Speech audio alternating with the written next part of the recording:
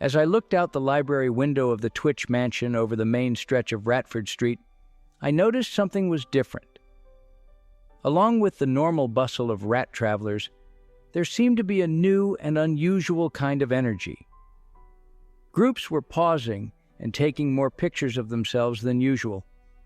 Apparently, a new trend in whisker shaping had taken hold of the underground. Traveling whisker wax salesman Victor Vermin had set up a stand in the Merchants' Row of Ratsford Square. His whisker sculpting wax had become wildly popular, especially with the men and boy rats who used it to fashion curling mustaches, pointy beards, and sideburns flaring skyward.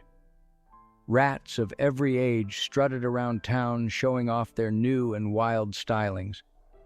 Even I, Mr. Pinkerton Barnes, purchased my own tube of Victor Vermin's Whisker Wonder. I stood at the mirror and examined the grinning rat on the tube's golden label. I then squeezed a dollop of the creamy wax into my palm, right as our hero Reginald Posh Rat Twitch stepped into the room. "Oh no, dear Barnes. Don't tell me Whisker Mania has gotten to you as well?" "Oh, hey, yeah. Hey, Poshy. No, I was just..." "People should be themselves," interrupted Posh, "rather than jumping on fads that go as quickly as they come." "Of course, Poshy, you're right." I wiped the paste from my palm into my handkerchief. We looked out the window together at busy Ratford Street. A group of teenaged rats had sculpted their eye whiskers into big, perfect circles and were taking a group selfie. Even after Victor Vermin, the wax salesman, had packed his cart and moved on to the next village, joyful whisker-shaping contests were held, and folks were really enjoying themselves, until they weren't. The next day, I was watching the drawing room telly. The news rat came on with a special bulletin. UNN, Underground News Network. Breaking news. Rats are claiming their whiskers are falling out at alarming rates.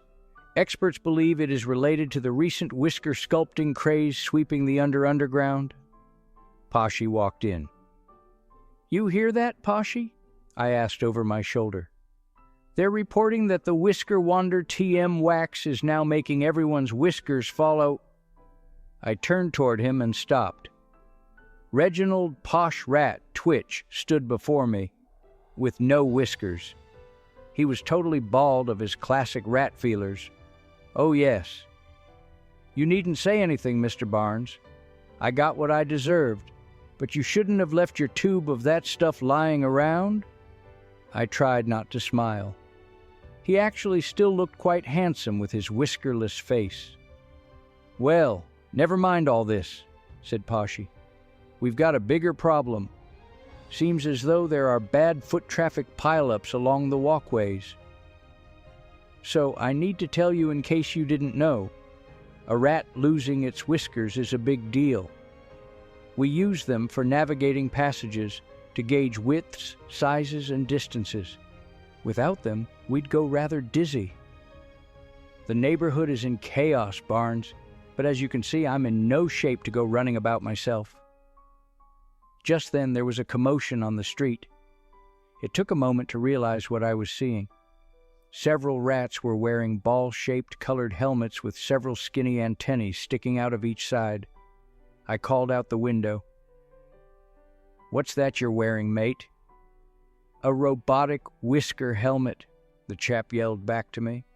"Some genius inventor guy is selling them in the marketplace. They're brilliant. Oof!"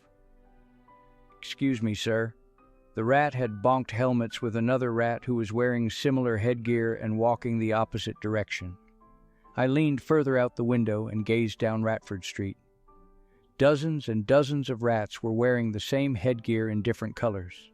Now, as an inventor myself, I had to admit it was an intriguing device, but I noticed that those wearing them were clacking into each other, thumping into buildings, falling down holes. These robotic whisker helmets were certainly not working. Poshy donned his top hat and held my arm for steadiness as we headed down to the marketplace to find the rat who was selling these helmets. As we approached the display of colorful metal headgear, The salesman pushed his glasses up his long nose and extended his paw. "Helmet Wilhelm at your service." "Hey, Baldface, looks like you need a Wilhelm Whisker Helmet Tim. Choose your color. Only 100 cheese notes. Great price." "Excuse us one moment, please," I said, and then pulled Poshy out of the queue. I took the tube of Whisker Wonder TM wax from my vest pocket. "Look at the label of this tube." "Yes." "What about it?" Poshy squinted at the rat on the label. If Posh still had his whiskers, this is when they would have flattened. Poshy looked at the helmet seller, who was stuffing another wad of cheese notes into his money sack, then back at the rat on the Whisker Wonder AdTM wax label. "That's him, without the glasses!" Poshy straightened and pointed toward the salesman. "Stop right there! Nobody buy another helmet! This rat is the same rat who sold us the wax that made our whiskers fall out. He's a crook! That's right! Helmet Wilhelm is Victor Vermin!" The helmet salesman took off running. "Get him!" yelled Poshy. Victor Vermin sprinted up Ratford Street. In a fateful moment, a helmet-wearing rat tripped and fell in front of him, which caused the crook to fall and spill his sack of money. Hundreds of paper cheese notes flew into the air and onto the pavement right at the feet of a rat policeman.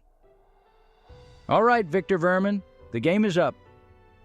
The crook squinted his angry eyes and growled directly at Poshy as the police rat led him away in handcuffs. Thankfully, the rat court made Victor Vermin give everyone their money back before they banished him from town. Life in the underground grew steadily less wobbly over the next few weeks. Thank goodness some trends don't last, and whiskers grow back.